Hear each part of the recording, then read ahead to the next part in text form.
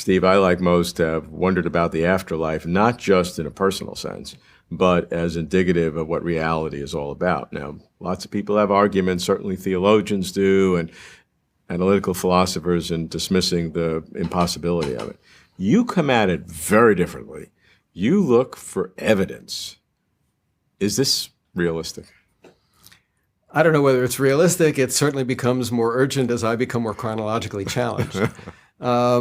Yeah, I think it's realistic because there are a number of compelling, at least suggestive types of evidence, whether it's evidence suggesting reincarnation, whether it's evidence from mental mediumship, people who apparently provide communications from deceased friends and relatives.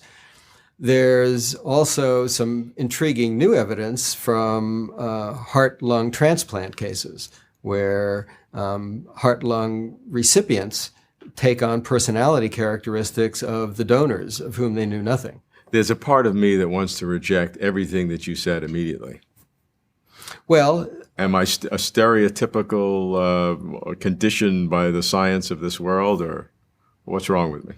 Well, there are probably too many things to go into, but it's understandable why many people would want to reject that, at least initially. And what I like to do personally is to look at other sorts of exotic possible counter-explanations. As far as I'm concerned, we have a certain range of options when looking at the evidence suggesting life after death. Well, let's look at the evidence first. What is the evidence in some of these cases? You've investigated them, right? Well, there are cases where young children apparently know or act as if they are reincarnated people who lived at a considerable distance and a considerable separation in time from these children and their family.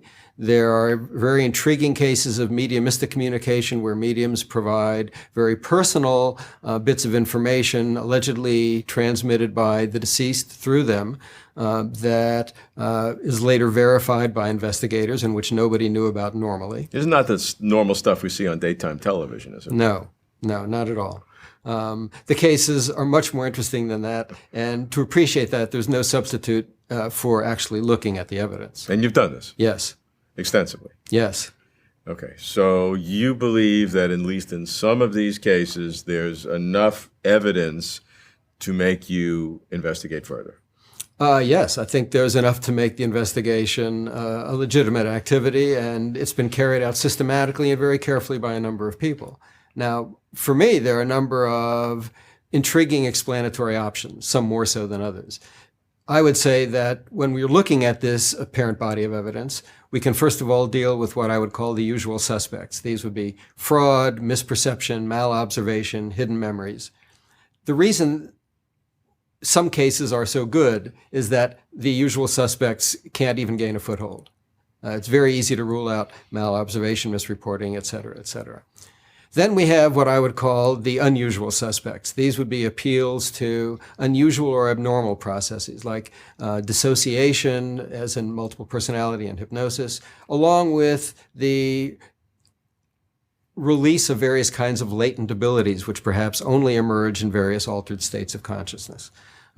We might also have to deal with cases similar to those found in prodigies or savants, where people display various kinds of abilities without the usual kinds of prerequisites.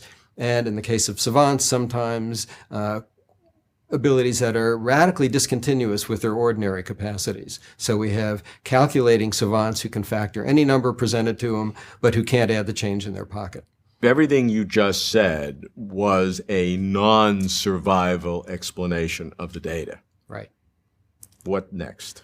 Well, there's one more non-survivalist option. It's more exotic than most people want to consider, but since we're just considering the abstract alternatives, I think we have to consider this as well. These would be what I would call super psi explanations. That is, the evidence suggesting survival of bodily death would be explained in terms of psychic functioning among the living that simply simulates evidence for survival of bodily death. So these people who have these incredible amount of knowledge that seems to prove survival in some way are really getting that information not from a survival mechanism, but rather through psychic phenomena, paranormal phenomena of the present time.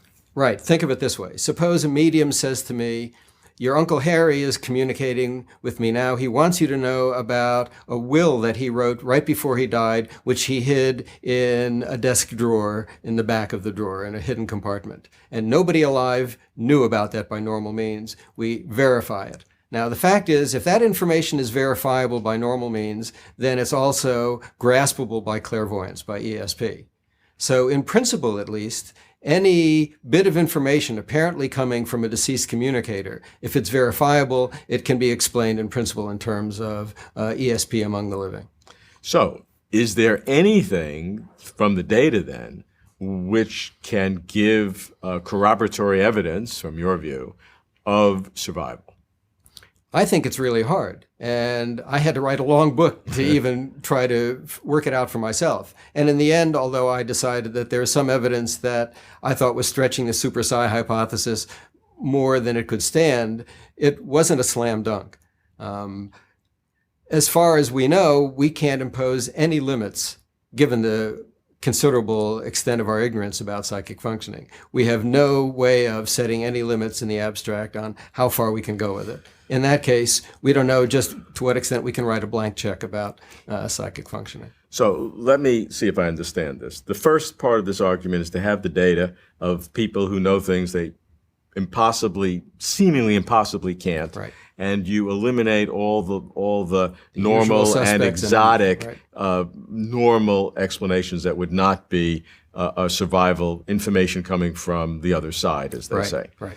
Then what you're left with is what people like to try to demonstrate, the real existence of the afterlife with the data. Right. But now you have this other category, super psi, or the ability of paranormal phenomena to explain it in a different way. And that, you're saying, is very difficult. So if you believe the data is real, then you're saying the explanation is one of those two things. Yes, and one ironic part of this is that those who think that there's evidence for an afterlife can't rule out the super psi alternative because their view actually presupposes it in the following way. If my dead Uncle Harry is communicating with a medium, that's my direct mind-to-mind interaction. That's telepathy. Okay? If my dead Uncle Harry is commenting on my tie and says, I like the tie you're wearing today. If dead Uncle Harry knows what I'm wearing, that's clairvoyance on dead Uncle Harry's part. So the only difference between the ESP posited by the survivalists and posited by, say, the partisans of super psi is that as far as the survivalists are concerned, one participant in this interaction is deceased. That's the only difference. So at the end of the day, what are your personal feelings about the existence of an afterlife? Do you think there's any data that supports it? There's plenty of data that suggests it. And on my good days or bad days, depending on how you look at it, I'm inclined to think that the evidence is more compelling than not. But again, I don't think it's a slam dunk. I think it's a very difficult case to make. And I think most people either grossly underestimate or overestimate the evidence suggesting survival. I hate to ask you this kind of question, but it's something that just occurs to me. That if this is real, if there really is survival, and if your dead Uncle Harry can communicate with you either directly or through a medium or however it is, why is all this stuff, and that's such a fundamental part of reality now, you're changing the whole worldview. Why isn't it more prevalent? Why isn't it happening more often? Why is it just in these isolated mediums and these very strange and awkward places? Doesn't make sense. Well, I don't know that it doesn't make sense, but let's try to think sympathetically about it. If there is this realm, we don't know how, if there is this afterlife, we don't know how easy it is to make the connection with this life. I mean, many survivalists would say it's actually difficult to get a clear channel, an unimpeded channel of communication. For all we know, that's right. Okay, I think we have to give them that. That's certainly a possibility. We're in no position to rule that out a priori. I agree, but I would think that if there is that afterlife, and if there is the possibility of this little channel someplace, then these are fundamental aspects of the way the world is constructed. Everything is constructed, and it just seems to be wholly ridiculous to have these little channels and difficulty emerging into these back corners of places in such rare situations. I'm not sure how rare it is. I mean, it's during the heyday of spiritualism, lots of people came forward. I think a lot of it has to do with how easy it is to announce your mediumistic abilities in the culture in which you exist. There are parts of the world where this is very prevalent, and other parts of the world, mostly in industrialized cultures, where it's considered, if not on the level of being a child molester, at least something you'd want to come forward with. Well, I agree, but there's good reason for that, because most of these have been proven to be charlatans or outright frauds or a crowd psychology or delusion or something, and so there are less people wanting to do it because everybody has been shown to be a fraud. Well, let's not overstate that. There certainly have been plenty of people shown to be frauds. And that's just part of the economic law of mediumship. I mean, there's no way around that. As for why there seem to be relatively few people who can do this, there are analogs to that. I mean, manipulativeness is a pervasive part of behavioral reality, but the people who have a good nose for manipulativeness are relatively few. It took me many years to pick it out in my own family, for example.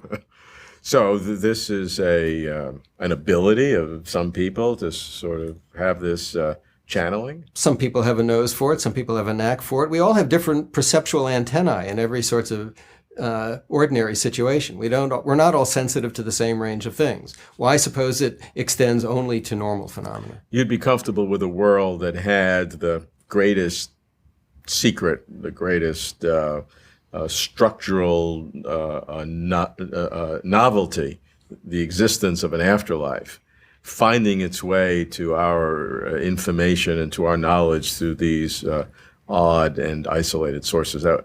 That's fine for your worldview. I think it's something that we experience every day. I mean, all sorts of deep truths about the world seem to be understood only by a relatively small number of people. So at the end of the day, with all that you know about the afterlife through talking to people who've maybe been there, are you looking forward to being there? Some days. Some days I'd like to hasten it. How about today? Today's fine.